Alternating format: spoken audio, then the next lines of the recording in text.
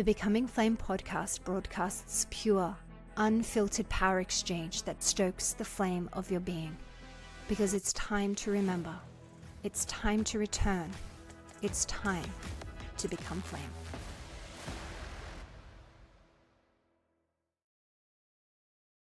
Hello, and welcome to another episode of Becoming Flame. Today's episode is so exciting to me. I've been waiting for this one for a really long time.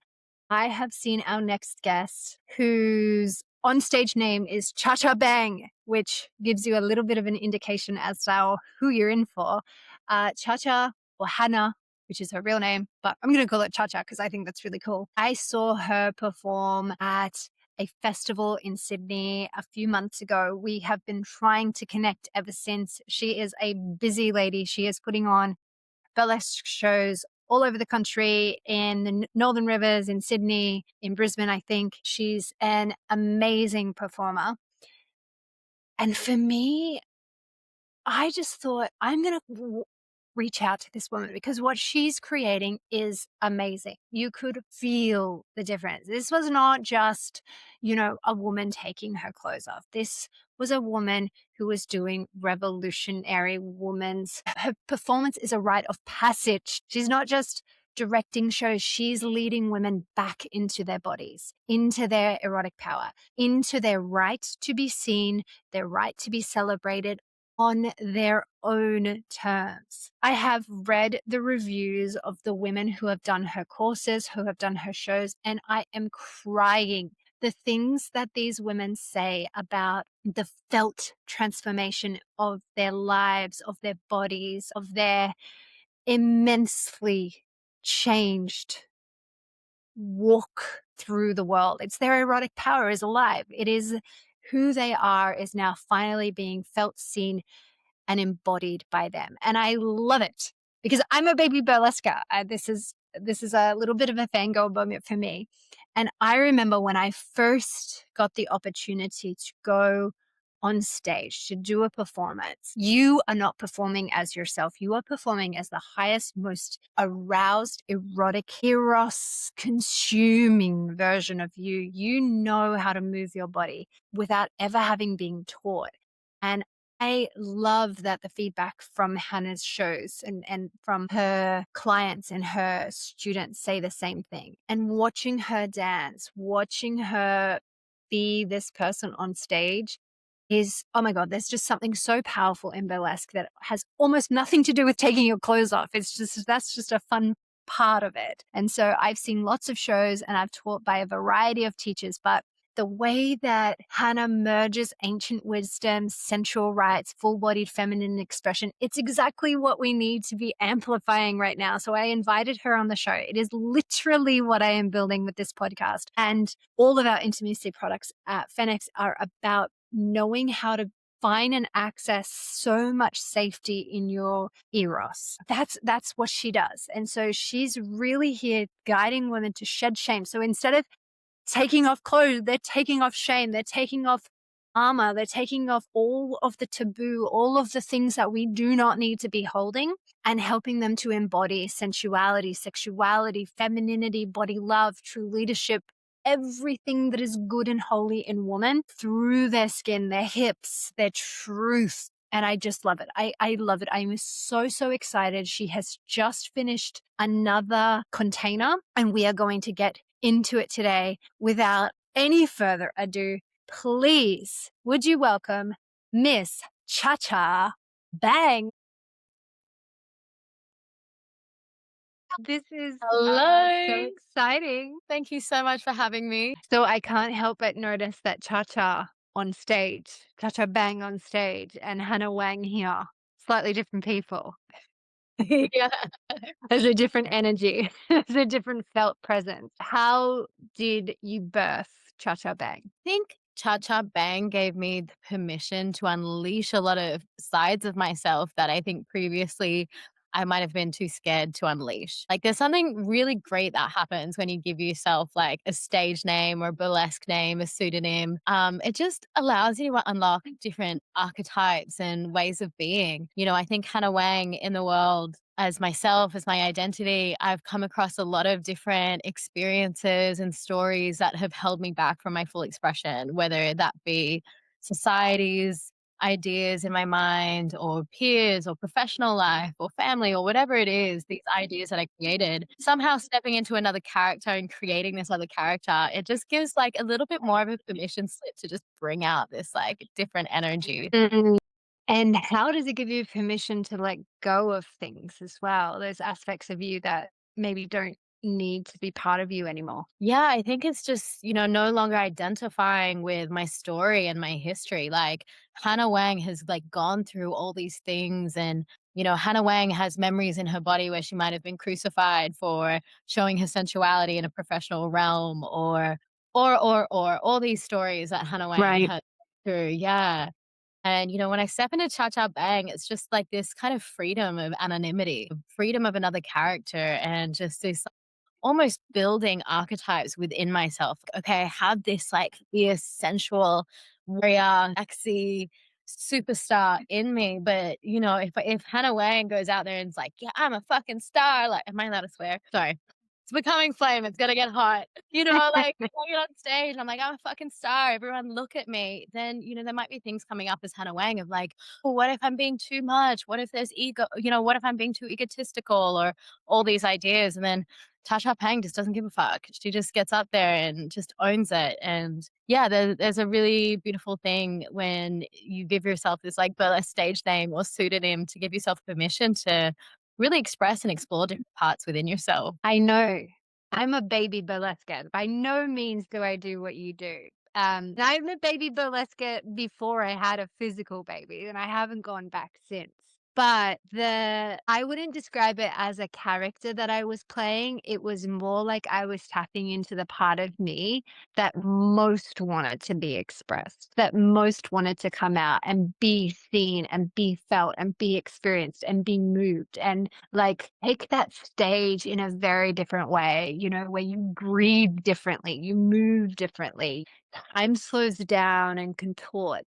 And there's something so powerful about these. I mean, we're in many ways, burlesque dancers are the modern portal keepers, to that erotic realm. And I am so interested about how you got into this. You got into this art and to this portal keeper, as you actually probably more correctly are in your work with women and transformation. But I want to focus more on you for the first part of the question. Yeah, it's such a beautiful art form and sensuous, and has such an incredible history of women that have just broken through societal norms to reclaim this sensuality.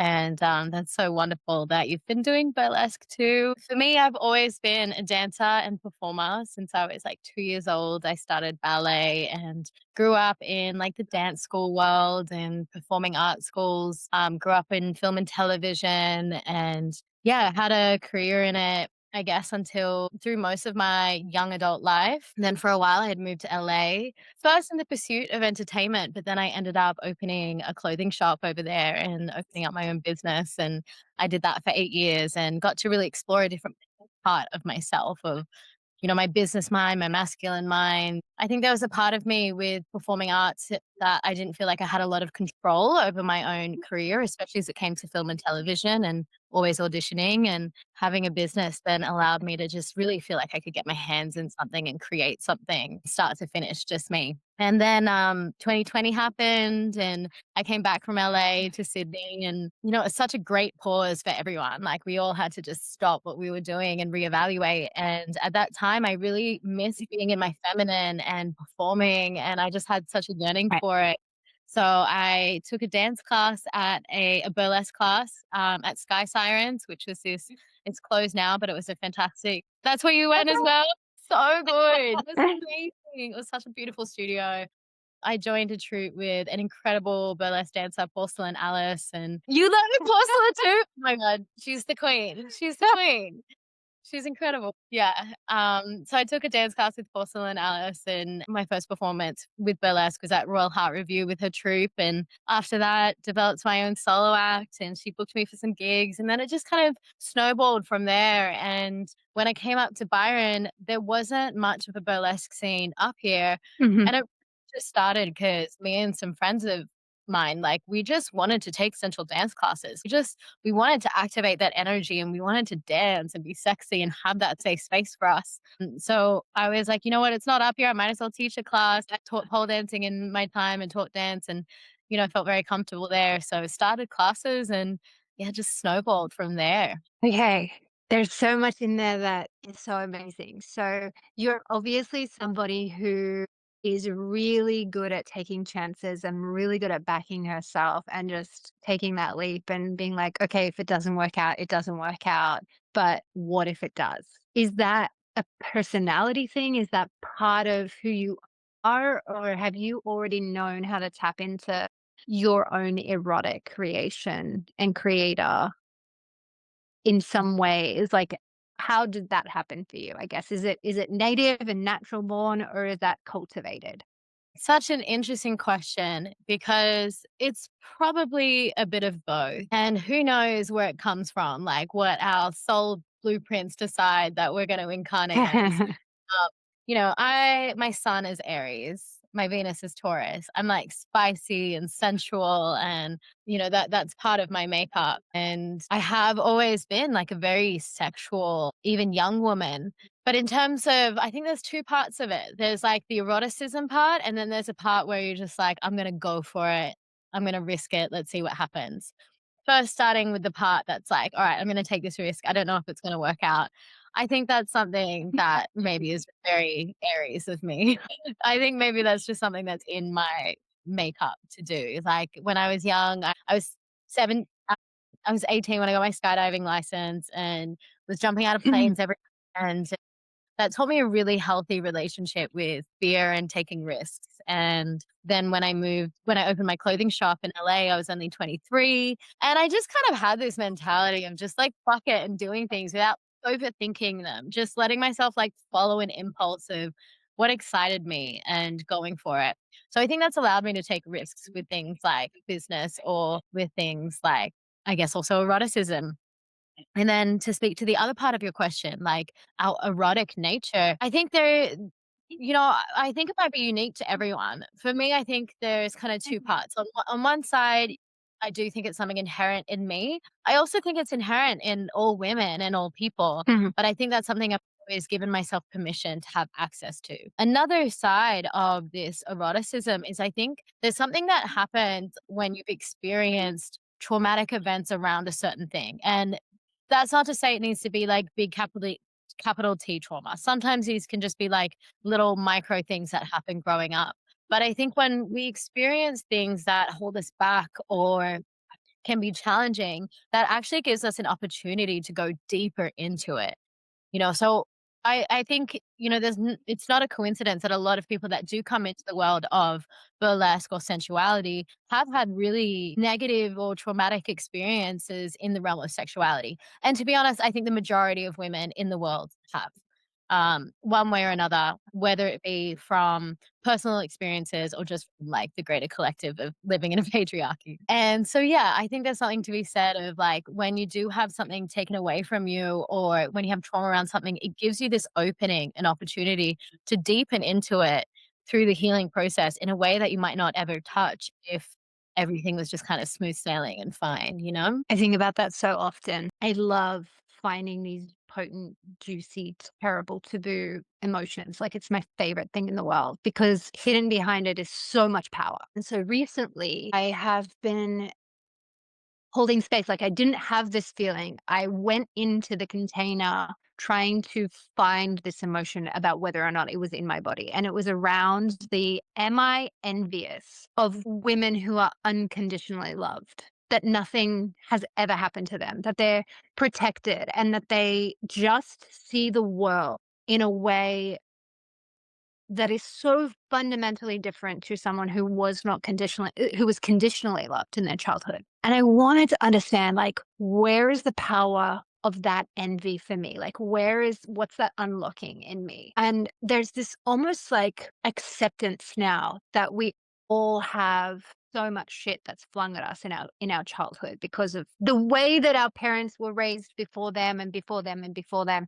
And, we're a part of this generation that's all coming here to break this cycle. And so I think there's this almost like badge of honor of like racking up how much trauma you've had compared to somebody else. And it's like a really interesting game that people are playing at the moment. It's like, you know, who's got the most trauma? Who's got the biggest capital T trauma versus, the most accumulation of little t trauma. And I was like, have I ever met anyone who hasn't experienced anything like this? Because we say things all the time like, you grow up in patriarchy, it's just a given. But I was like, what if it's not? Who's that person? Who's that? And what do we who are doing this erotic work have to learn from her? And does she know how to move her body the same way? Does she know how to access the depth of her in the same way? Do I have envy for her? Do I hate her in some way? Like, where's that within me? And it was this really interesting way of changing it around. And the primary reason I was doing that is if we are all imagining the world in a different way to the patriarchal version, that we're all getting through some kind of difficulty, whether that's at the hand of men or the hand of the structures or the hand of the way in which the society is structured. You know, who is she? Because unless we know how to imagine who we are when we're unconditionally loved and unconditionally celebrated and unconditionally, like, in love with who we are as women and who the other women around us are, I don't know if we know how to project that reality into the world. And part of the reason that I was so excited about this conversation is that's kind of the space that you're trying to create with the work that you do in your containers. So I want to ask that question, like, what happened? Maybe not in the first part where she never is through nothing, and it's, crystals and butterflies. But like, even if she's been through something and she shows up in a container where she's unconditionally held, what changes? And what does she need to, like, does she need to go into the deep emotions that I was trying to hold and feel and uncover? Or is it a bit different from that? Like, explain what you're doing and what's available for these women. First of all, wow, that made me feel so emotional to hear that reflected in that way and seen in that way. And yeah, to put words to it in that way of like, we've created a space where women can be unconditionally loved. And yeah, that really struck a chord in me and just wow, because that really is the essence of what we're doing. So thank you for seeing me and receiving us so deeply on that level. Yeah, I do Just some really potent exploration from my podcast. Like, where's the envy that I have for these women who are loved in that way? envy is such an interesting emotion, isn't it? Because it can activate so much. It's so triggering. But yeah, it offers us a portal of like, what is it you're really wanting for yourself that you're seeing in Mm. another? But it's so curious because when you bring up the question of like these women that are unconditionally loved and always have been, I personally don't know anyone that would fall under that category. I don't. And Yeah. there was that deep sadness that had to be felt, and I cried for myself, but I cried for all women who, out of nearly 4 billion women on this planet, I couldn't name a single one. What about could you name a woman that is able to just so fully unconditionally love herself at all times? I think there are many that I know that are moving into it. And I think understanding the value of unconditional love, that even when you don't feel your ultimate best, that you can love yourself in that moment of understanding that the pain is unraveling, but that you still got you. Yeah. I know women like that who are like the self love or unconditional self meeting isn't I'm perfect and I'm unscathed and I'm the Stepford wife. It is, I'm here. And whoever I am, whatever I'm feeling,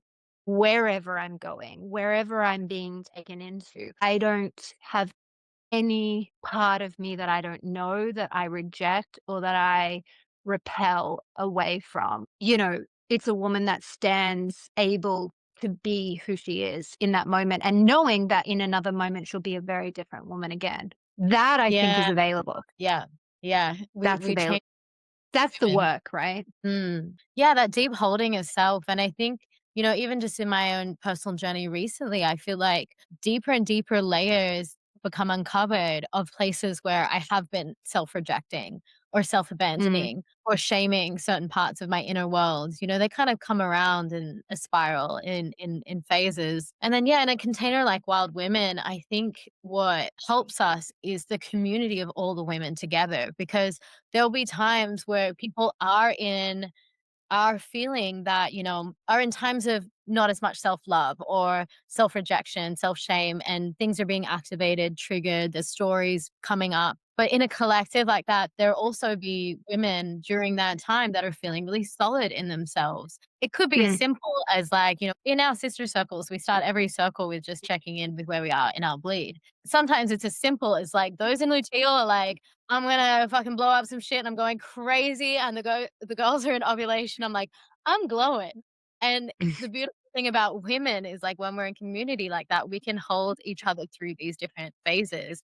I think the feminine is really a collective creature at best, which is why I think all women should have access to a community of women like this that can really hold us and hold our experiences, because we can all relate.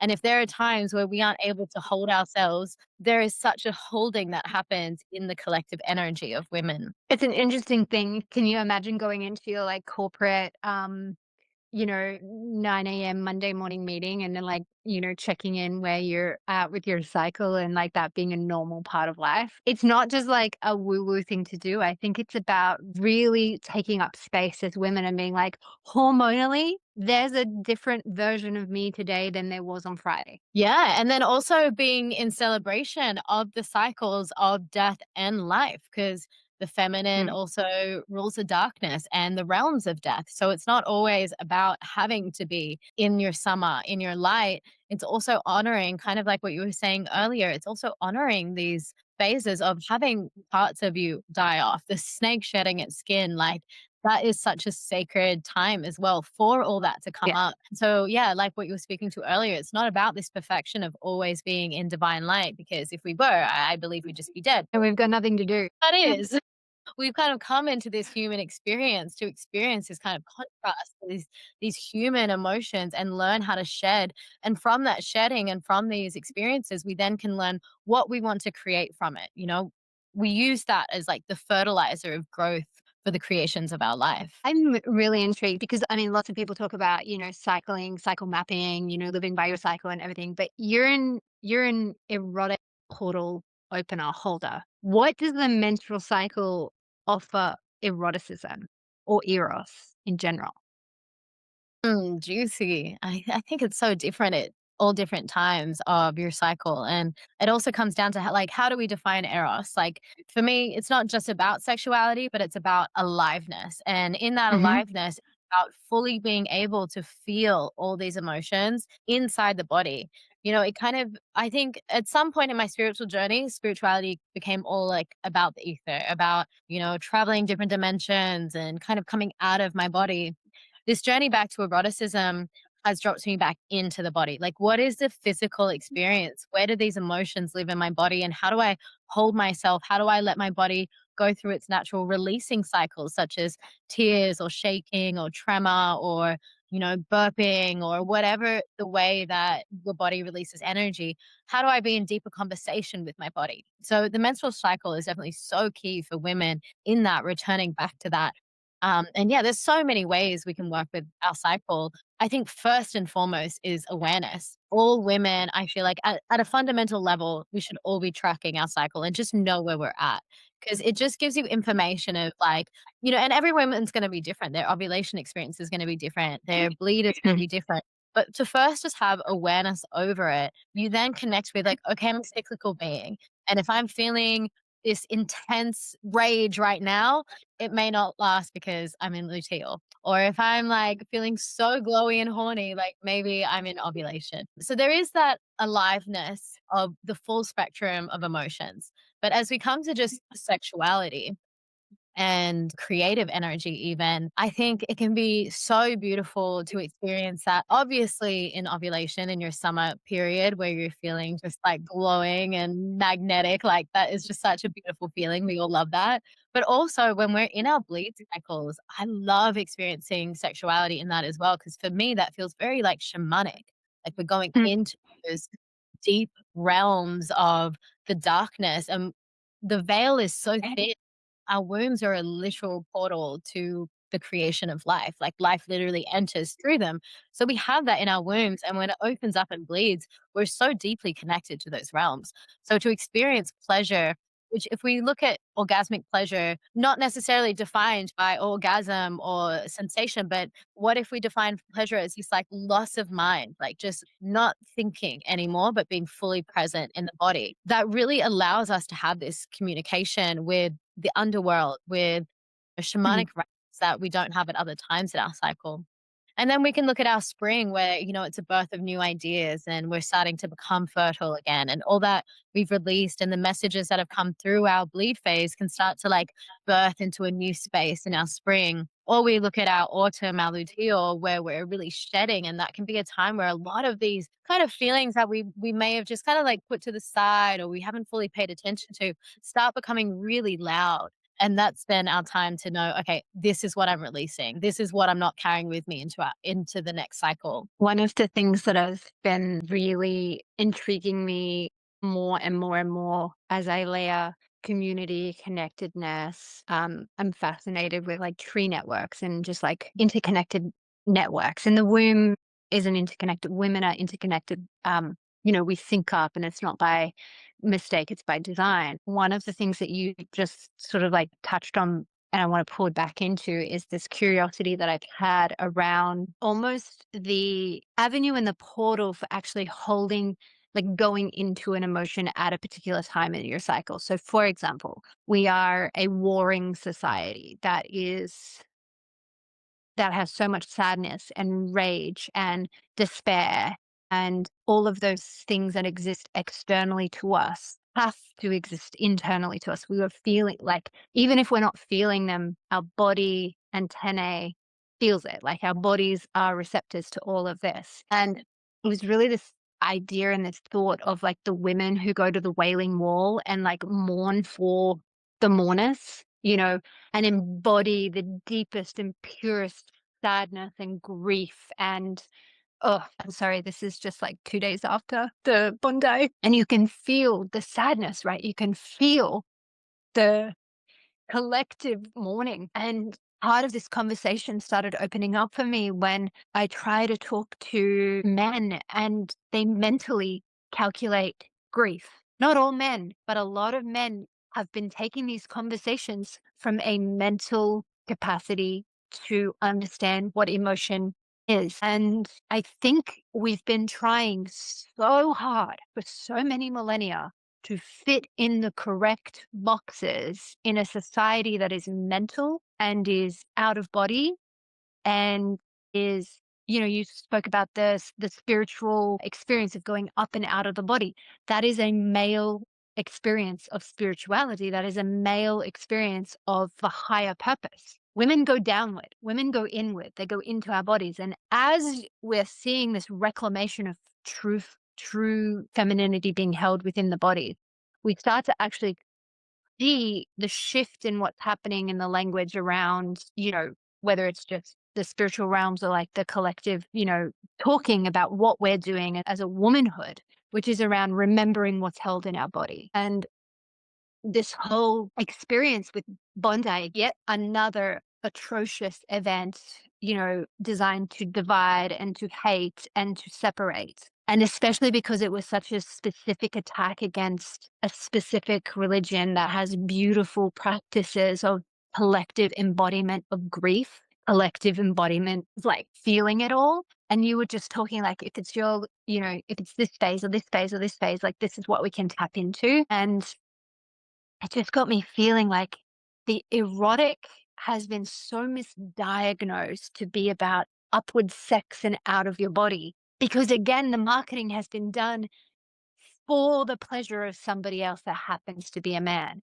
And as we reclaim Eros for the power of us to change the world, that all resides in feeling what this world already is holding and moving that. And I call it our biotechnology system because it is the most powerful system on this planet. No AI, no amount of technology that we try to reproduce of the body system, especially the female body system, will ever replicate it. And you just like opened this whole image for me around, imagine if there were bleeding circles of women all around the world who were bleeding and shedding out intentionally all this grief, all this sadness, all this war, all this despair. And then in, each phase, we're healing, you know, but in this mass collective movement where women just like, it's not like a little cutesy check in of where you are in your cycle anymore. It's like,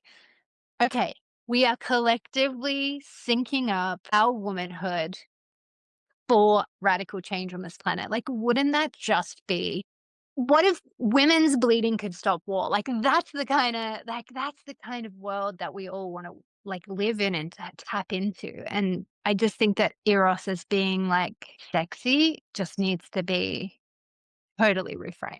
Isn't there that is it Rumi quote that says, "When the women return their blood to the earth, then there will be no more blood being spilled from war?" Something like that. Mm, It's not exactly that, but there's a quote like that, and I love that because it really speaks to what you're saying, like, what and I believe that so strongly. The women's power, we're the oracles, can connect with the earth in a way that men can't, and I do think it requires us coming together as well, and so I feel very strongly if that's a world we can see and envision and want to create, then we have to start creating that as women. We can't wait for that to just happen, and, it could be like what you're doing now with a podcast, it could be like what we're doing with Wild Women. For any woman, it could just be gathering sisters together and checking in, being like, "We're bleeding," and then in that bleed, sending a prayer out for, you know, the collective humanity that are suffering, the collective grief that's out there in the world, and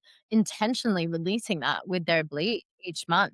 I think that's incredibly powerful what you've brought forward. And yeah, I think, part of what we do with Wild Women also is we treat our show kind of like a sex magic ritual, really. What we do, mm, is we have these sex magic practices that you could also use in orgasm in your solo sexual energy practices, but if we apply them to sensual dance and like this sensual erotic energy that's brought up and activated in dance, and we intentionally cultivate that in our system mm. to or magnetism in our body through energy work and breath work, we then each class we have something that we heal within ourselves, whether it be shame or our relationship with our body or whatever it is, we're addressing something within ourselves that we're healing.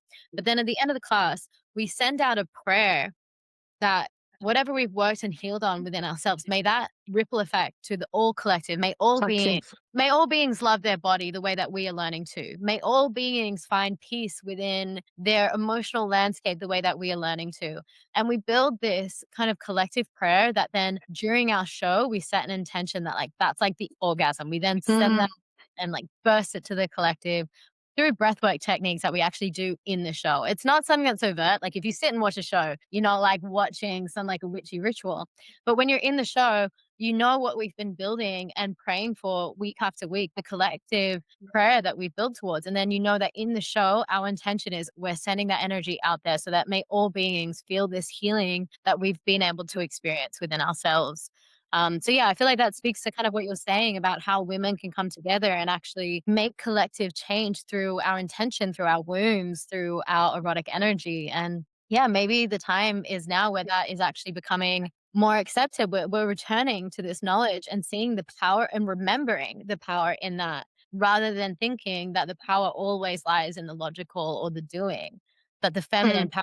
power lies in this intention and in this magic, and that intention is so real. It's so funny, right? We use these different words across cultures, across religions, across spiritualities, across whatever it may be, of holding a container for change. I would love to hear a little bit more about, if you have a story of a specific woman or a specific container and the intention that you held and like what actually materialized as a result or what transformed her personally or the group or yeah, just like give us a little bit of like taste. Like let us feel the magic. Oh my gosh. I mean, there are so many stories, and without sharing like a particular woman's story that isn't mine to tell, I'll share some like kind of general things that we often see, like themes that we see through a lot of women. And these can be small changes to huge life changes. Like, for instance, we were talking a bit about professional life earlier. We've had many women come into our world and be like, I really want to do this. I have this desire to like be in my Eros, to be on stage, but I'm a teacher, I'm a doctor, I'm a professional, I have a 9 to 5. Like if they see me, they're gonna fire me or cancel me or not want to book with me. That's a very common thing we experience. And I think we've all kind of had that experience in some professional world where we've been told you can't be sexy and be professional. I've experienced that in my own world as well, where I've had pictures of me in bikinis and stuff, and that's been a problem in the professional world. And it's just like, it's my body. Like, what? So that's been an interesting thing where women have brought that into the container. And then by the end, maybe they've seen some of their clients in the audience or something has shifted in them where they're like no longer afraid to be seen as that or to be caught being sexual, but they're like, no, I'm badass, I'm fierce, and like I'm leading with this, and like the rest of the world can like fall around me. And if there's something that's saying I'm not allowed to be that, then that can I don't want to be a part of it. exactly, exactly. And I think that's like really it's kind of like an everyday example, but it's more powerful than you think in the ways of taking your power back because then you're no longer saying that there's an institution outside of yourself that can dictate what your relationship with your sexuality is. And that's huge. And our sexuality is our power. Like we create through eros and sexual energy and through pleasure. We create, we manifest through that. So there's things like that, or there's that kind of magic glow that you can't put your finger on that you see women Hmm.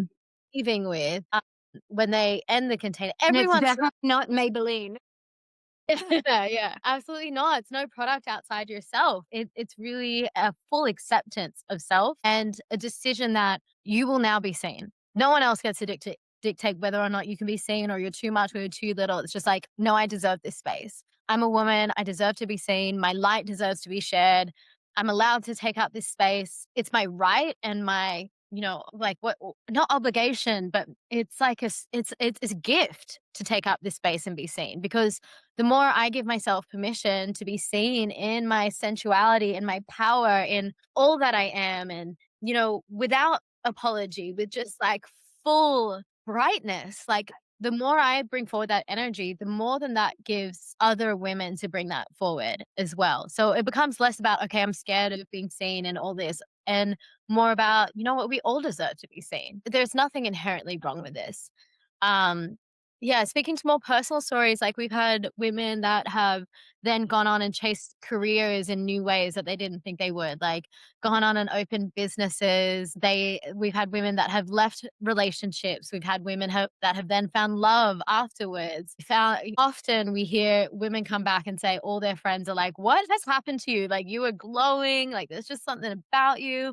And it's just, I think it's about a way that you carry yourself in this world and really just like coming forward with this like full permission to be feminine, be magnetic. And yeah, that's not always like this black and white thing. It's like something in the undercurrent that happens that you then step out into the world and you allow your femininity to shine and be there again. Because I think a lot of this world has asked us to disconnect from our femininity. Normal. Mm. And then you start to think that that's the normal way to live. And so I'm curious, how long does it take for a woman that's kind of never really been in this space, who doesn't live here, who doesn't, have an address here yet?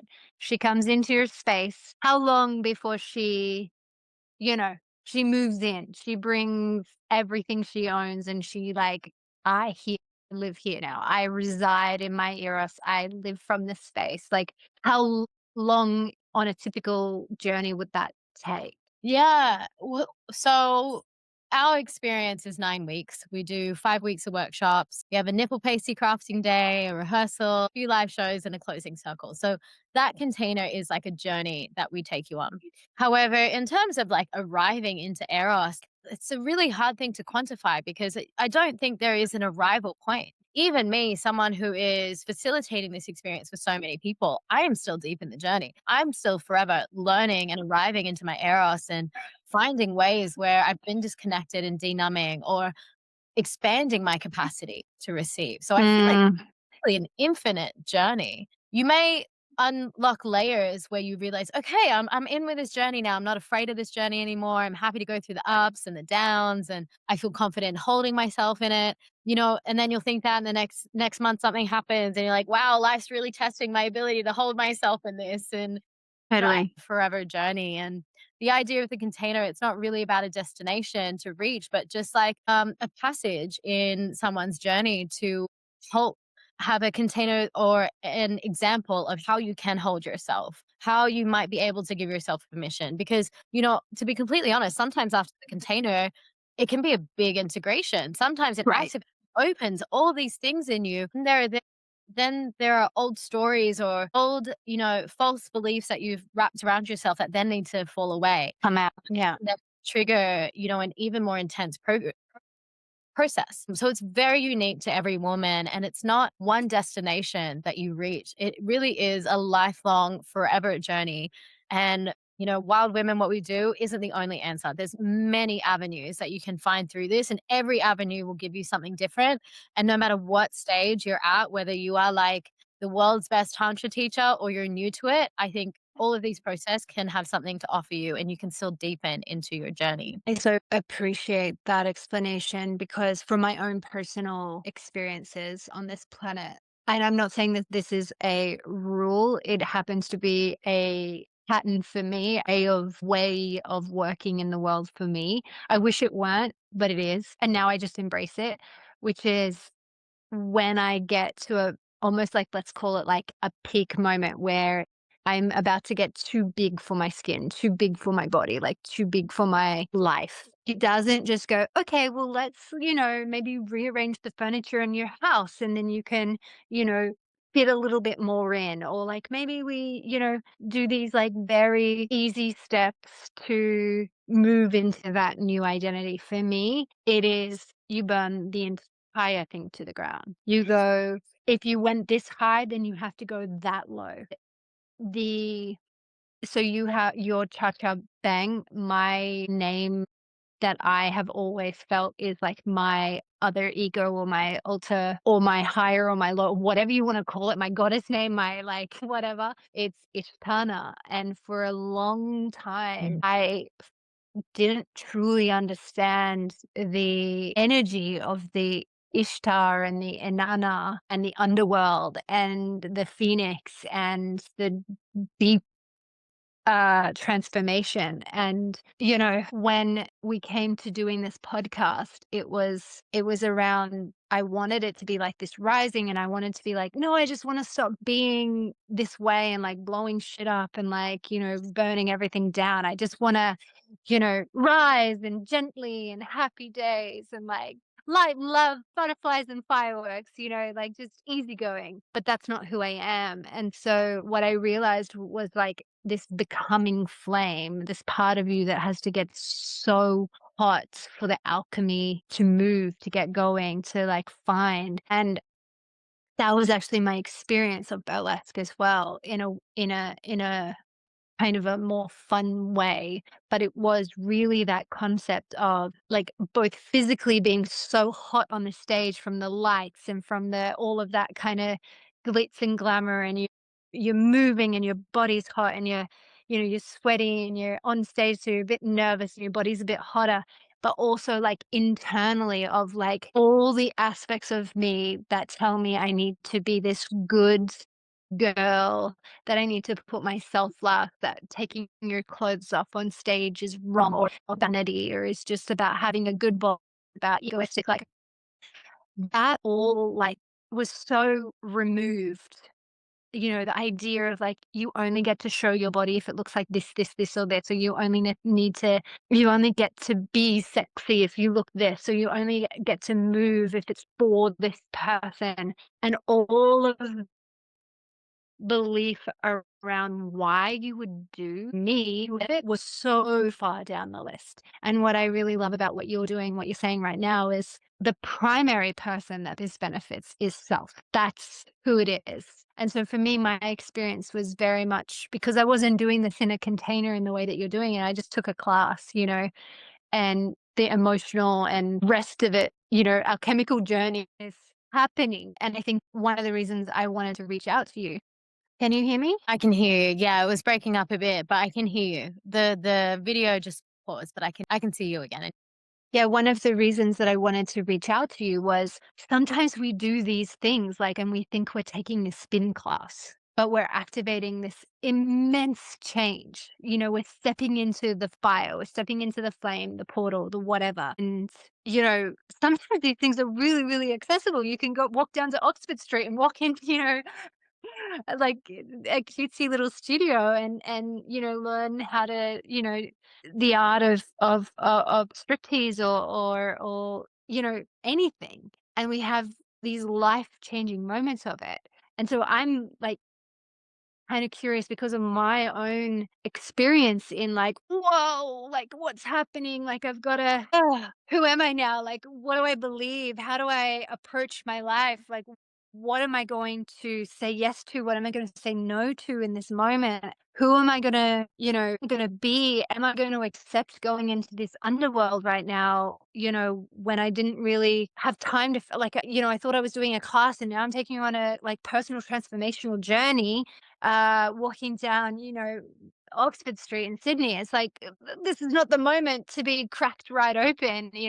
And so I'm curious, like, did you create the container because you knew this and this was an experience that you yourself like went through because you knew that going deeper in a container could just be the transformation with the fun? Like, I'm so curious. That's one of the key reasons I wanted to talk to you about the work that you do. I have been deep into the self development world. I think it really kicked off when I started my own business. I think I read a piece of advice that the business is a reflection of the owner. And, I was in my early 20s and I was like, okay, let me sort myself out. And that started a journey. And I went into different kind of healing modality and so many different healing modalities, and yeah, really went deep into that world. And then I think there came a point where I was like, okay, I kind of have a handle over, there's no final destination, but I have this confidence and tools of how to shift beliefs, how to be with emotion, how to do a lot of the basic things to get through, these dark nights. And then I experienced my own trauma in a new trauma, I guess, in 2023, I think it was. I experienced an assault and a sexual assault, and trigger warning for, I don't know if you want to put that there. That I was at a point where I really had healed a lot, and I was like, "Great, I'm at a really wonderful, peaceful point in my life," and kinda like you walking Mm. down Oxford, it's just like, la, la, la, having just a beautiful phase of my life, and like, boom, this happens, and there was this realization of like, "Oh, shit, like, I'm gonna have to just what are you gonna do? I'm gonna have to go through this. There's no way out, around, like, this just happened. I'm aware of how to heal. I'm aware that this is gonna be difficult. I'm aware that this is, trauma I'm going to have to face and have to sit with. So it's like, all right, let's just go full into it and through it. And I had the tools at that point and the confidence in myself to be like, okay, I can just dive right into the dark night of the soul. Like, let's go in there. And so that catalyzed big journey for me. And I heard recently a friend had shared like the full quote of like the dark night of the soul is like, that's where you meet the light. I might be mistaken, but something like it's actually in the dark night of the soul where you're closest to the light or closest to, that idea of creator and God. And I think in that space, I really felt so close to the divine and was able to just really receive messages from the divine. And in some of the most painful and lowest moments through that process, in probably the most painful, where I was just like, I am feeling so much pain. I don't know what to do with all of this. I just had this deep, deep prayer, this really sincere, deep prayer of like, I am feeling so much pain. I need to turn this into beauty. I need to Mm. turn it to art and purpose. I need this pain to fuel just the most beautiful thing. And I just prayed and I prayed. And from that prayer is really what is really how Wild Women was birthed. And I didn't come into it fully healed or Yeah, claiming to be some teacher that knew it all. From the very beginning, it was like, I'm here hand in hand with you. I'm healing yeah. myself. I'm walking through this fire. I have some tools and confidence to be able to do so. If you want to walk with me, let's like journey this underworld together. It was never from a place of like, I'm showing, like I'm healed, so I'm taking you there. It's like, no, we're in this together. Like, I'm healing too. And Wild Women for me was something I needed. Having done so much healing in my life as well and explored so many modalities, there was this feeling of like, I'm kind of sick of the spiritual world in a way. Like, I don't want it to feel so like bogged down and heavy and this and that. Like, we need a little bit of lightness and we need a little bit of fun and entertainment and glitter and rhinestones. And we need to just balance it out with play because otherwise it can just feel too much. And I think this also comes back to like healing through pleasure, not always having Mm. it so heavy, but, like, finding pleasure and joy in those moments. And then, we create a space where we have the capacity to feel both what you were saying, the expansive light and the deep, and we're not just going only into the dark. We're not just, like, bypassing the dark and going into the light, but we're like, "This is all of it."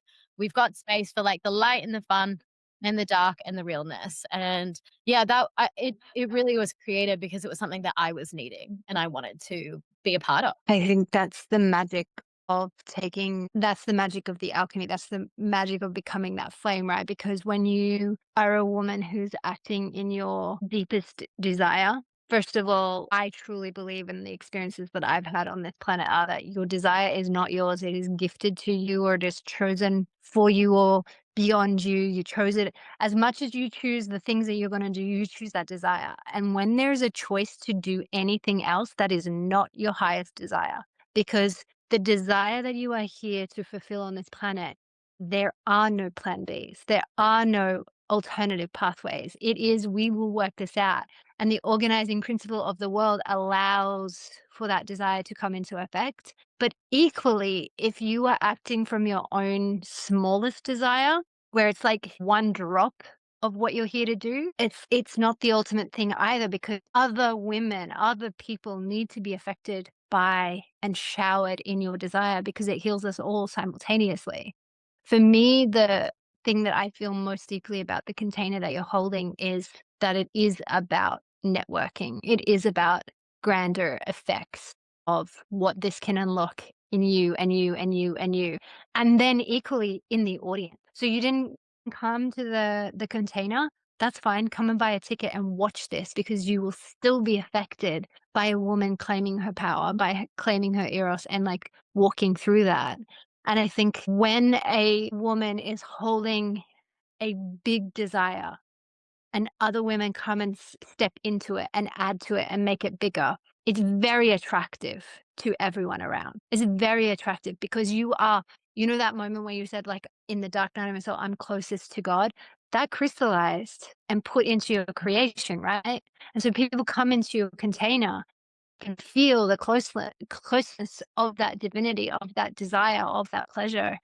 And I think that's really powerful what you're doing. And you can even feel it just off the website, just from you speaking in this moment. Thank you so much. And I feel also with that, like, I think a big part of my capacity to bring through a big desire was nervous system work I'd done with myself. I think it's equally as potent as and beautiful for someone to, kind of what you were saying to speaking to the smaller desires. Sometimes we don't have the nervous system capacity quite That's right. yet to hold these big desires, and in that case, these smaller desires can be what activates us and stretches our nervous system capacity to be able to bring that safety for the bigger desires to come through. So, yeah, I think nervous system work, nervous system grounding, being with our nervous system is a really key part for a lot of women in all this work of like being able to hold our desires and our Yeah. fears. And especially after such an important rupture to your system.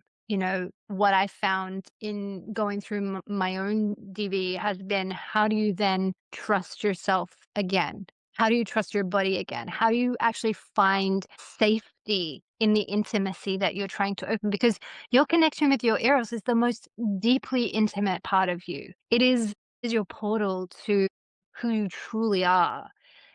And if you can't trust that, that affects every aspect of your life. And so I'm so curious, you know, I have my own things that I can share, but I'm so curious about, for you, what was that in finding safety there again after feeling so violated, after feeling so that that could have been taken from you? How did you get it back? Or you know, how are you getting it back, I should say? Yeah, that's a powerful question. Firstly, starting with some of the experiences of the rupture, like some of those experiences would have been like flashbacks when certain things Mm, happened, certain parts of the body were touched, like having these flashbacks and that being like really intense and having to sit with that and move through that, letting that discharge through the system. Other like signs of rupture for me might have also been like numbness, disconnection, intense emotions when certain pleasure was being activated.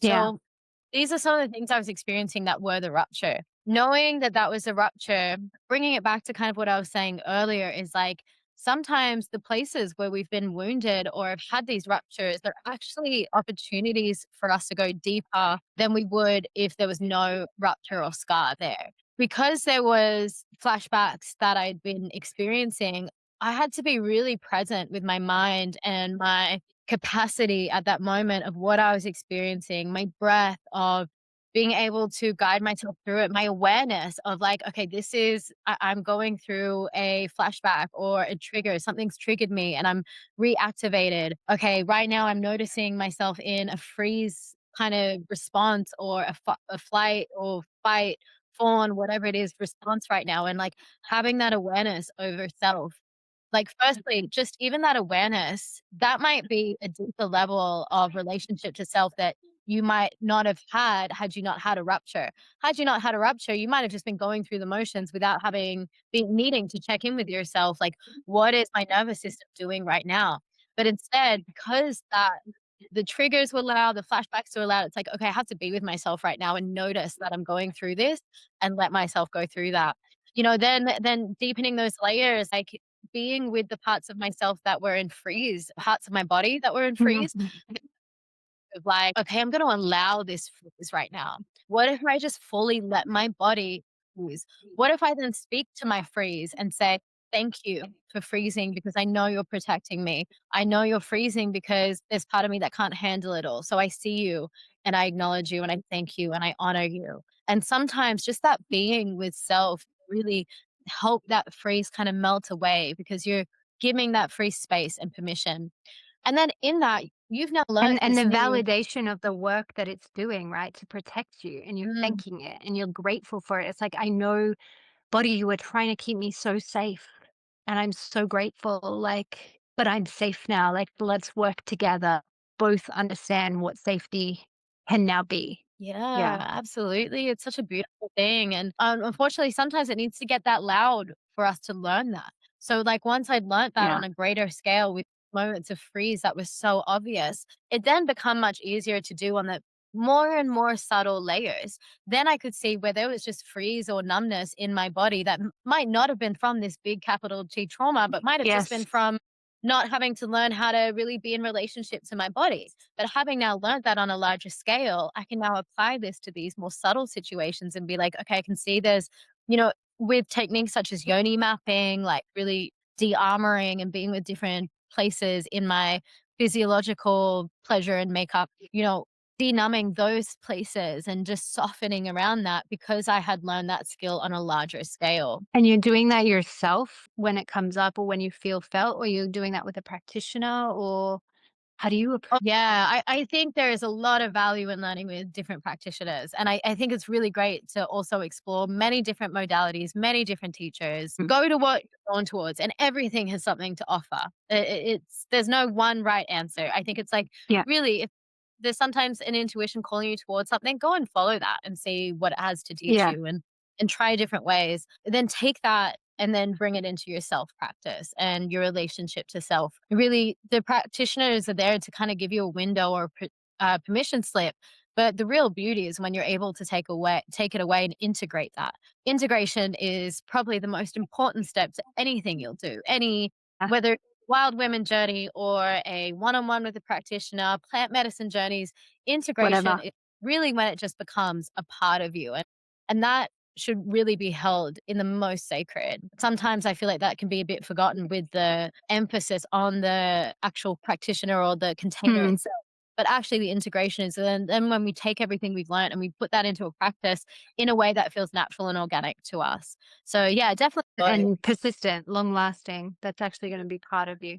Going back to the nervous system work that you were doing, I think it's really interesting when I've heard a lot of I've heard a lot of talk about down-regulating of your nervous system to, to come into this really like micro place, like where you can almost do like nothing and you become so concentrated. And people have been saying that in a negative way. As in, you need to learn to hold more and, be more. I think sometimes, and I'm interested in your aspect of the journey right after this happened, where you shrunk down and you contained just like the absolute bare minimum. What was the power for you in that, where everything else that wasn't hypercritical or like really, really necessary wasn't able to be held, wasn't able to be considered, wasn't able to have your attention anymore? Because it's another kind of really potent shedding when your nervous system, I don't want to say collapses, but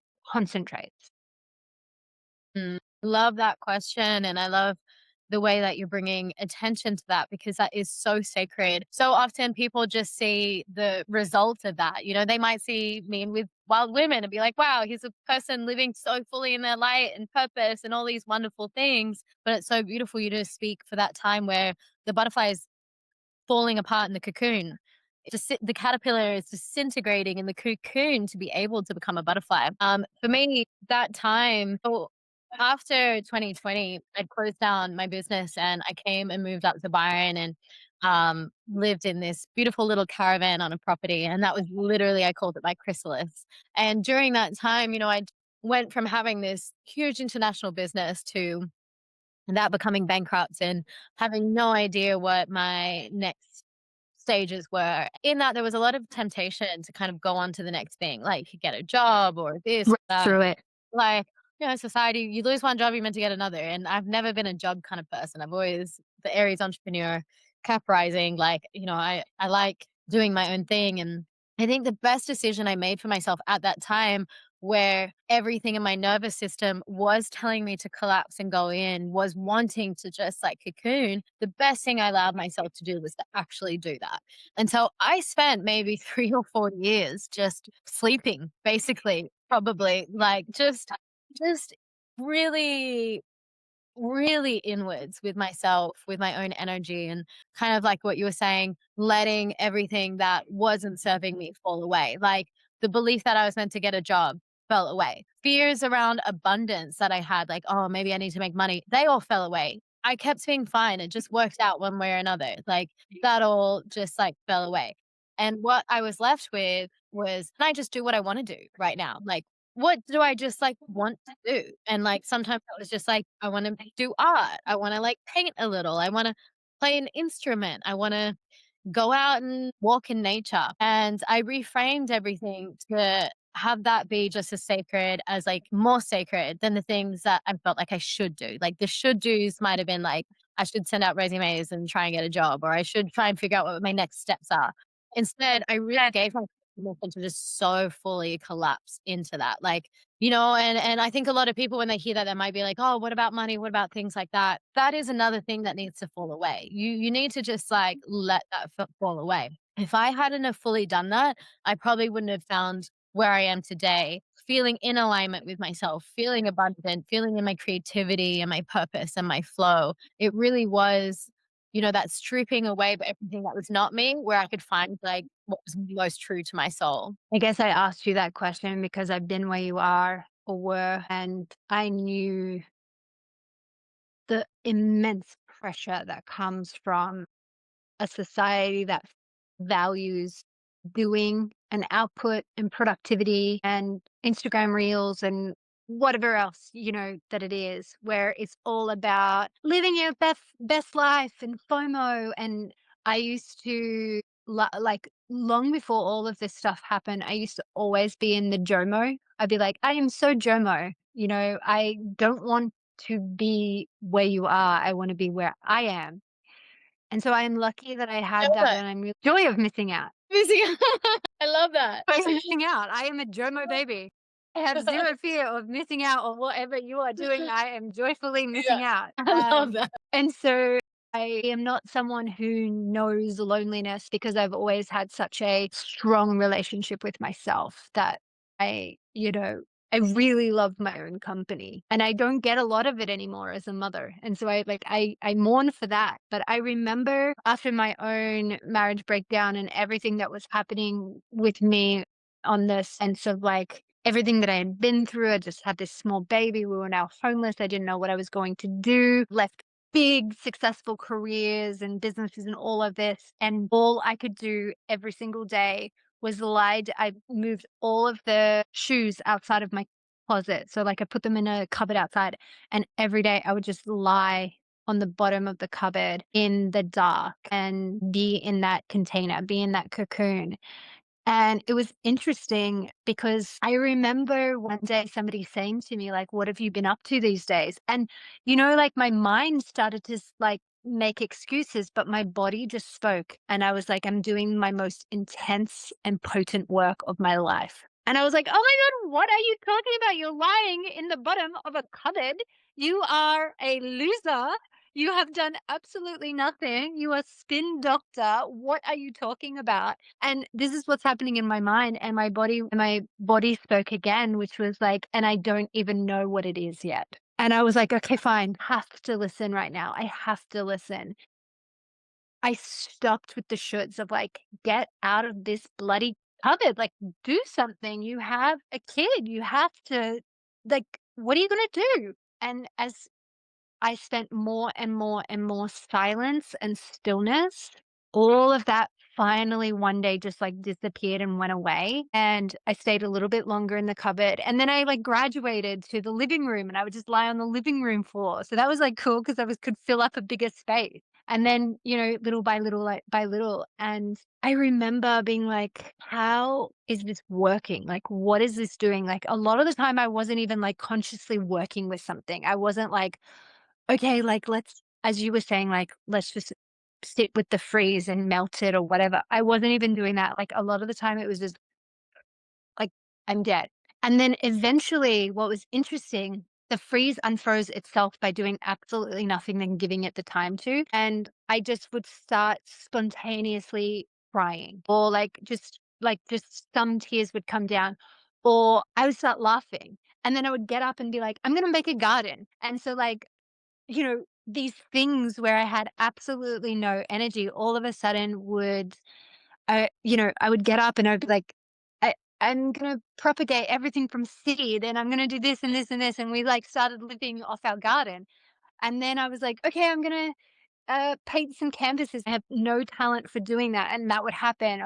And then eventually it was like, I'm going to create this business. And the business walked into my life fully formed. And I was just appointed the CEO of it. And I think what's really fascinating about your journey and the mirroring that's happened in mine is that if you are online and filling your mind with all of the things that you're not doing because of people's fake realities on the internet, washing over you, then you'll never understand what your real reality is. Like, what's your coherence to your desire, to your portal, to your pleasure, to your eros, because you can't hear it. Your body can't hold it.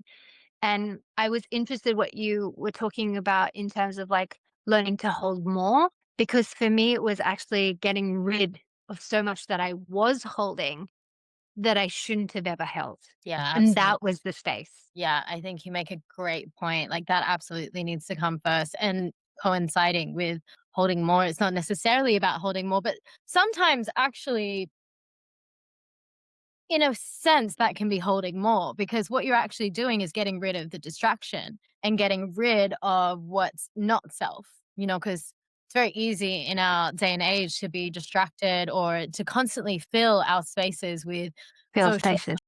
social media, whatever it is that we don't have a lot of time to be bored these days the way we did. Those of us that remember growing up without the internet, like we don't have a lot of Mhm. space for pure boredom, but that is some of the most sacred work, like being on the bottom of the cupboard and just laying there. There's a reason a lot of people don't do that because then things Fucking come up. hard. It's You gotta hard. you gotta sit with the demons in that cupboard. It's not just a passive Yeah. event. Yeah. And then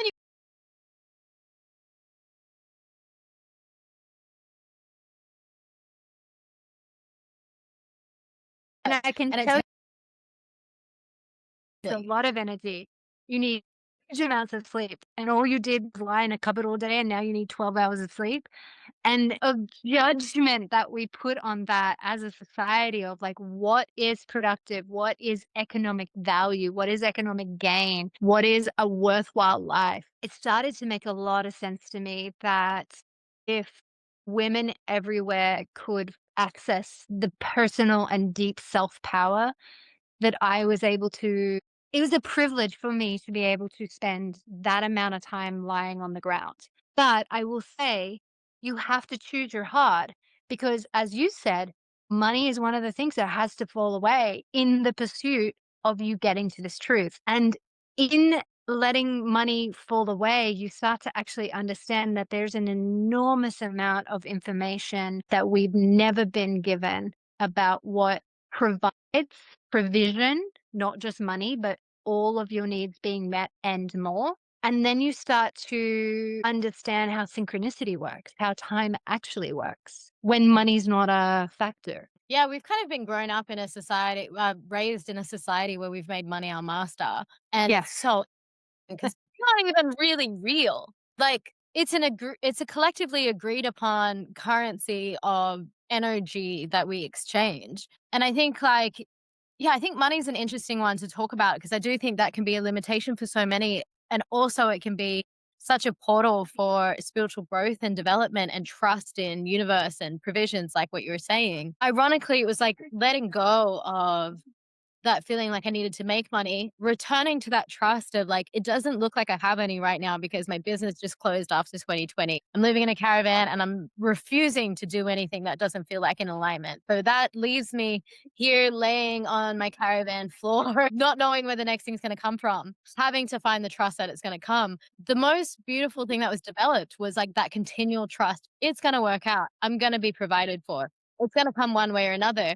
And ironically, it was like that letting go of money that actually brought me to a space of truly feeling abundant, being in my purpose and like, beautifully abundant from it, like making money from it and feeling like, okay, this money is deserved. Like I'm actually offering a lot of value. Like I actually need to have this money to keep providing to others and not having any guilt about it.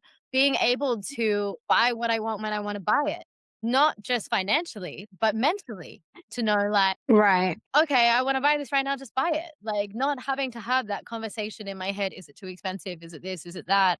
Like, giving myself the freedom and permission to just be like, "If I want this, I'm just gonna buy it." Like, I know I'm gonna be okay. And the more I develop that belief and that knowing in my body, that nervous system capacity to spend money and to receive money, the more money will just, like, flow to me and come and it's easy because that's belief is now being reflected in my The thing is, like, would see that it would be very difficult for you to get on stage as this powerful presence, dancing, owning your body, owning yourself, taking up space, having all eyes on you, and feeling like you're not worthy of anything. The thing about the abundance piece for you is like so many women might not be able to get on stage because they've made money mean something about who they are. And so therefore, who am I to get on the stage and have people look at me? I'm not wealthy. I'm not this. I'm not this. I'm not this. I don't have this many followers. I don't whatever it may be. There's another kind of, like, reclamation in that story of worth, right? In terms of, like, your material possessions, not just your internal possessions. Yeah, well, I mean, this just brought to mind my most recent act I did, with these green feather fans, actually. And it's interesting because it kind of does have this story with abundance because those fans were like 3.5 grand. They were like super expensive. They're Oh, like quite an investment. oh, I wanted them at the beginning of my career and I was like, no, they're so expensive. And then I was like, no, but I'm doing this now. It's worth it. But it's interesting you bring up this work because in buying these fans and going on stage with it, it was stepping into this version of me that was worth it. I then become someone that can hold these fans in my hand and have that represent. But actually, what you were saying, what it brought up in me was like, okay, can you go on stage and feel unworthy and all these things? I think absolutely you can. Just because I'm on stage does not mean I feel fully worthy or any of that. In fact, like okay. this most recent I did with the fans, it was to Claire de Lune, which is a very classic, Sally Rand feather fan song. It's been done throughout a lot of burlesque history, and it's a really beautiful, emotional, classical piece with a lot of opportunity to step into a feel emotion. And when I would come out on stage Hmm. with those feather fans, that was I do this thing when I perform where I give myself mantras and things that I say in my own Okay. head. And one of them was doing this dance was I allow myself to be seen. I let you see me. I let you Hmm. see these pieces. And a lot of the times that piece that I was letting myself be seen in is this feeling of I'm not worthy or I'm undeserving or I feel vulnerable or I'm scared to be seen or I'm scared I'm not worthy of this. And my intention going onto that stage, every time I danced with the fans and every time I repeated that mantra as I was performing, I let you see me, it was like, I feel all these things and I wonder if you feel them too. Sometimes I don't feel worthy and I wonder if you feel them too. And I would repeat that in my mind as I danced with the fans and it became this really emotional dance. Often people would come to me afterwards and be like, "Oh, I teared up in that performance and I really cried in that performance." And I think a big part of it was like I intentionally brought that part of myself to stage and be like, sometimes I don't feel worthy. I wonder if you feel that too. And I let myself be seen in that. So yeah, I don't think you I need love to that. be someone on stage and be like, "Oh, they're fully confident, they have it all figured out." Like, that is definitely not the case. You just do it imperfect. You just do it. You don't need to be any Right. you just do it, whatever it is. See, that's interesting that you said just do it imperfectly because for me, the embodiment of all that you were in that moment is the perfection. It's the all sides of you. It's the prism and it's the kaleidoscope of who you be in the totality of you in that moment, in truth and vulnerability. I think that's the part that's so I don't know, for me in that moment, you actually are claiming your worth because you're saying Yeah, I am the complexity of woman that can hold all of these competing aspects of self coherently in one and present them to you as this mirror or portal for you to reflect on your own sense of complexity and your own sense of becoming and your own sense of unraveling. That's a woman of immense wealth and worth and absolutely. complexity. And I think you say it so beautifully. It's like for all the women looking to go into this journey, you don't need to be at any level. You just show up as you are in the wholeness of who you are. Even those parts that you self reject, even in those parts that you self abandon, they're allowed here too. It's There's no, amazing. yeah. It's such an alchemical process for you Mm, as it turns out. You know, the movement of your body and the movement of that which is arising in you is just like it's felt, it's seen, it's known. I remember when I saw you dance for the first time, I was crying. I was crying because I think you have this aspect of you that does connect to a much higher version of you and you bring that down and you share that and you're an invitational dancer, which is an interesting thing to be as a dancer, but not interesting as a burlesque because that's the entire thing, right? That's the art of the striptease is not taking your clothes off. The art of the striptease is inviting someone into you, into your aura, into your world, into your erotic pleasure. And that moment, it's the best dancers in the world are not the ones that can take off their gloves so slowly, but the ones who can fill the space with their presence as almost nothing happens. yeah. And the reason I know that is because I thought I was going so slowly for such a long time and realizing when I watched the videos back, like, why am I taking off the gloves so quickly? And what you think in the moment is slow Partly it's about detoxing from the speed of the world around you and, like, coming into this moment of, like, true, slow, present passion. But the other part of it is being comfortable enough and being worthy enough in yourself to be looked at when you're doing almost nothing. Because that has to, in every way that we value personhood under a capitalist patriarchal system, that has to go against it because you're not producing anything. You're not going with efficiency. You're not going with speed. You're not going to an outcome Yeah. faster or better than anyone else. You are stopping time in this moment. And what do you fill it with? You. That's feminine eros. That's eros in general. How did you learn that? Well, just quickly speaking back to the performance you watched me in, it was one with my Chinese chipa, and I come on stage, and usually there's some other things I do in that space. And I remember that being an of the moment decision. I actually came out in that costume and I started it and I just stood there for what felt like an eternity, because it is when you're on stage, there is a tendency to like rush or want to fill the space because it's scary, and there's a lot of tension.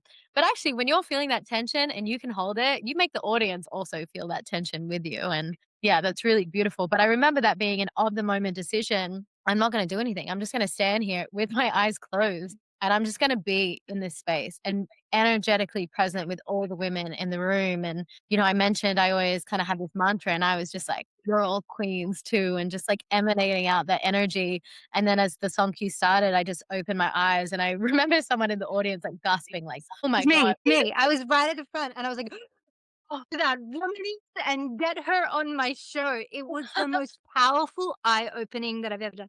So my experience of you standing on the stage was you were standing there and I felt you filling up the tent with your energy. Like if you were emanating something out, it was felt. And like the women around me were like showing like, and then we were all fixated on you. Everything stopped. And then you just opened your eyes and it was like so auditory for me. I was like, oh my God. Like it was just like you arrived. And I was really embarrassed. I was like, oh my God, I just like ruined her moment. But it was just like so involuntary. It was just like, oh my God, like look at that. Like the eyes were so piercing and your whole entire presence was in your eyes and your body at that point. It was amazing. Thank you. Yeah, it's a cool feeling to just be like, let's fucking go. I think that's the joy of burlesque and performing. And yeah, I think a big part of it for me is also like letting go of self and letting it to be in devotion to, the collective energy that was in the room. Like I'm dancing for everyone here and I'm letting myself be seen for everyone here, and just being so fully present. Going back to that, that definition of pleasure or orgasmic potential, it's like losing the mind and just being so fully present. And when I'm a space carrier or a performer, the more that I can embody that, the more that everyone else can also have that window of time to just be fully in the moment and present and captivated by something and let go of all the worries in their mind or let go of anything that's going on in their life and just be present with like the vibration that I'm offering in that moment. And it's such a gift to be able to do what I do. And I'm so thankful for it. And I love it. I love getting to perform and I love sharing that magic with other women, because I do think everyone has this magic in them, this unique expression to offer. We've got to wrap up, but I want to ask you just that one last question about that performance when you said, I felt the tension in the room and I felt everybody else feeling it. Surely you didn't feel comfortable with that when you first started this art form. What were the specific things that you've done to build your capacity to be in the discomfort, to be in the tension, to be in the pause between, before the moment, that build up? Is that just your performance, like, persona who can do that, or can you do that in your everyday life as well? Like, hold that tension and be okay with it? For me personally, it's both. I think they play into each other. As I've learned to do that as a performer, I've also been able to learn to do that more in my personal life. And I think it's such a big part of the essence of life. How do we hold the times of tension? How do we hold that liminal space of not knowing? How do we hold this like really intense charge in a moment in life or a moment on space and be with it and feel it and not feel like we have to do anything or not feel like we have to escape it, but just be present with it. And it is just like a practice of awareness and presence. If we were just speaking to the world of performance, as a performer, you'd feel that and you'd train your nervous system to be able to take that space and hold that tension. And then it becomes a point of loving that tension and enjoying that tension. And that's what I think is so great about burlesque. It's the art of tease. It's the art of living in that tension. It's seductive. It's beautiful. So you can train that as a performer. Likewise, you can also train that in your personal life. How do you hold those moments of tension in your life more? How do you enjoy it as a tease? Like, I'm manifesting something and it's not yet coming and it's teasing me, but it's teasing me. Like I how love that. as well. So yeah, I think it's a bit of both. Or when somebody says something to you that's, like, terrible and, like, cutting, and you could respond and react, or you could play with that tension and let them feel what they've just said, or squirm, or whatever, or in the positive way, like, in seducing. That is, I have to say, that is something that I could definitely work on as a person, to not be so fast, to not be so quick to respond, to slow things down. And as I said, like, when I thought I was going the slowest in the world and taking my glove off, and I watched the video back and it was like hyper speed, I was like, "Oh my god, like, there's so much room for improvement here." So you seem to have mastered that amazingly. At times. All right, Hannah, thank you so much for this conversation.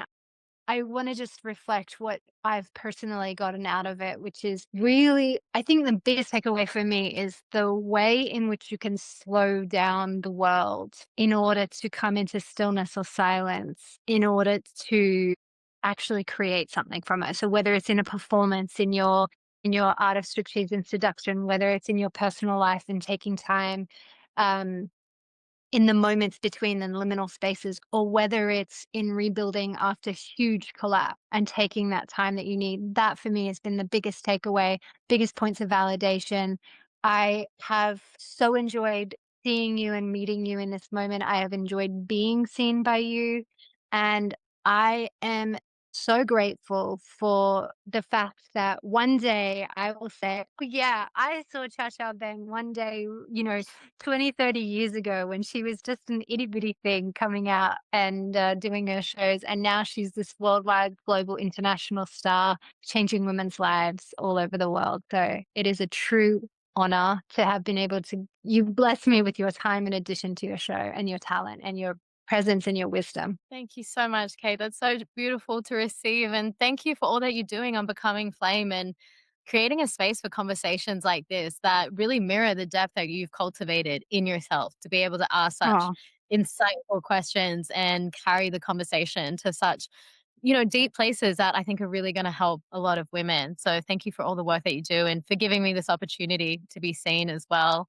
I'm so thankful. I'm so glad that you were willing to go with me in some of those conversations and open up about your, obviously the things that have happened to you, but how you've created art from them. And I think that more than anything is exactly what this is all about. This work, it's just about being an inspiration to someone who's in it in this moment and being like, you're not dead.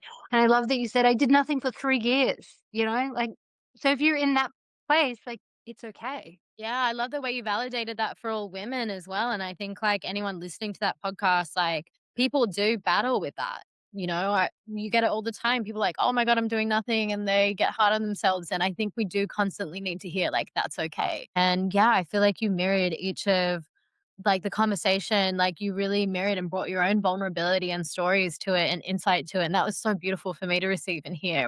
Yeah, Just show up and be vulnerable, and you just be like, "I'm not sharing my story, you just share yours, you're the guest," yeah, I think the power of the alchemy happens when 2 women accept to be raw and share it, your rawness on stage versus your rawness in the podcast, which one's more powerful? They both are. yeah. You're an amazing interviewer. You're going to do great. I think this podcast is going to blow up. Say it 25 times louder. Yeah, blow the fuck up. No, really, people need this, and people need someone that can, like, take guests to this place within inside themselves and offer the audience all the depth that you have to share. Oh, thank you, Hannah. Thank you. Can they find you? What if they wanted to join one of your containers and be a wild woman themselves? You can find us on our Instagram, wildwomen.army, or our website, www.wildwomen.army, or you can find me personally on my Instagram at chacha.burlesque. Amazing. And thank you so much for everything that you do and the magnification of your Eros into society. And the fact that you're cultivating all these other women behind you to do the same. And, you placed a ripple in the ocean. I love it. So thank you very, very, very much. We will put all of your contact details in the show notes below. You can find Hannah, and I really, really encourage you to do. She's got amazing videos on her Instagram. So if you need to doom scroll on her page because at least it's uplifting and life changing. Oh, our YouTube too. You can check out our YouTube handle is at wildwomen.tv. Yeah, we've got a lot of videos there and videos of our full show as well that have been going viral. So if you want to just sit and watch a burlesque show for an hour and a half, you can watch the whole show. Amazing. Thank you, everybody. Have a great day. Thank you. This has just been the most amazing conversation and I feel so juicy and yum.